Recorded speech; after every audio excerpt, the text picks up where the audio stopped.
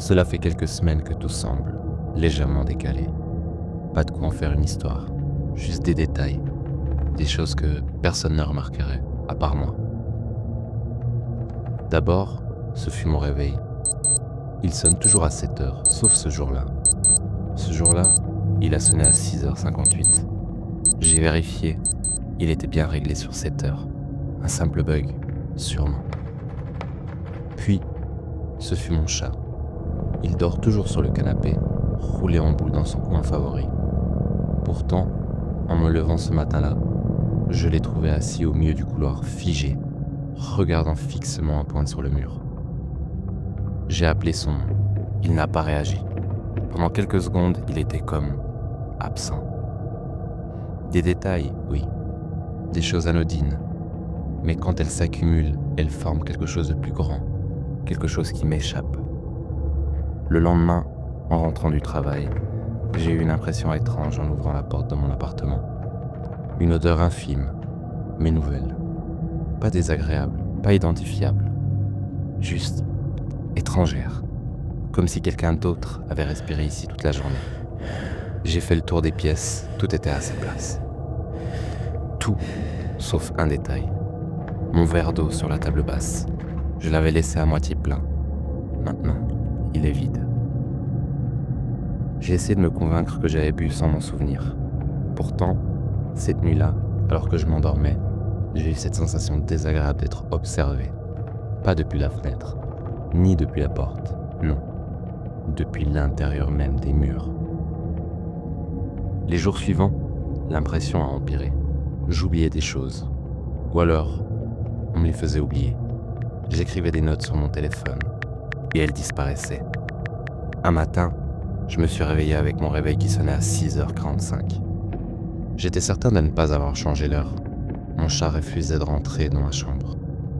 Il me fixait depuis le couloir, les oreilles couchées, comme s'il me regardait avec crainte. Moi, son propre maître. J'ai voulu en parler à un ami, mais en expliquant, j'ai entendu à quel point tout ça sonnait ridicule. Un réveil qui change de quelques minutes, un chat nerveux, une odeur étrange. J'ai ri nerveusement et ai prétendu que ce n'était qu'un mauvais rêve. Il m'a dit de me reposer, que je travaillais trop. Mais la nuit suivante, alors que j'éteignais la lumière pour dormir, je l'ai entendu. Un murmure, faible, indistinct, derrière le mur de ma chambre. J'ai retenu mon souffle. L'adrénaline a frappé d'un coup, gelant mes membres. J'ai cru d'abord à un bruit extérieur, un voisin. Mais ce n'était pas un bruit de voisin. C'était tout proche, juste derrière moi, juste derrière le mur. Un murmure feutré, incompréhensible. Mon cerveau me hurlait de ne pas bouger, de ne pas écouter. Pourtant, j'ai tendu l'oreille. Et là j'ai compris.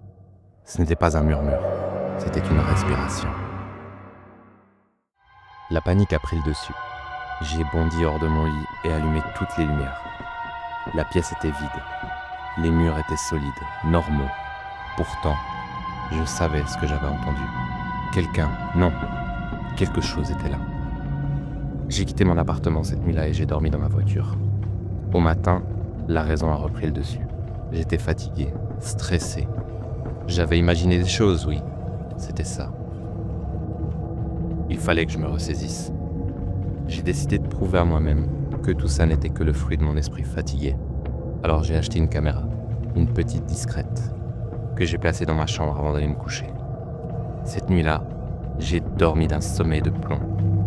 Au matin, j'ai lancé l'enregistrement. Les premières heures, tout semblait normal. Moi, endormi, immobile. Puis, vers 3h12 du matin, la caméra a capté quelque chose. Mon placard, au fond de la pièce, s'est entrouvert, très lentement. Puis il est resté ainsi, à peine ouvert, comme une bouche béante. C'est alors qu'un léger mouvement est apparu à l'intérieur. Une silhouette indistincte, à peine visible dans l'obscurité. Et soudain, à 3h15 exactement, mon propre corps s'est redressé brutalement dans le lit. Mes yeux étaient ouverts, grands, vides. Mon visage visage était figé dans une expression de terreur absolue. Mais le pire, c'est que je n'ai aucun souvenir de cela. Je n'ai jamais ouvert les yeux. Et pourtant, à l'écran, mon moi endormi a tourné la tête et a fixé la caméra. Le lendemain, j'ai remarqué une chose encore plus dérangeante. Derrière mon placard, la peinture du mur semblait différente, comme si elle avait été récemment appliquée. Tremblant, j'ai pris un couteau de cuisine et commencé à gratter. La couche supérieure s'effritait facilement, révélant une matière plus ancienne en dessous. Non, pas de la peinture, de la chair. Le mur respirait. Un battement lent, régulier, invisible à l'œil nu, mais bien présent sous mes doigts tremblants. Comme un cœur énorme, vivant enfermé juste derrière. J'ai compris, trop tard. Mon appartement n'était pas hanté, il était vivant. Et moi, j'étais à l'intérieur.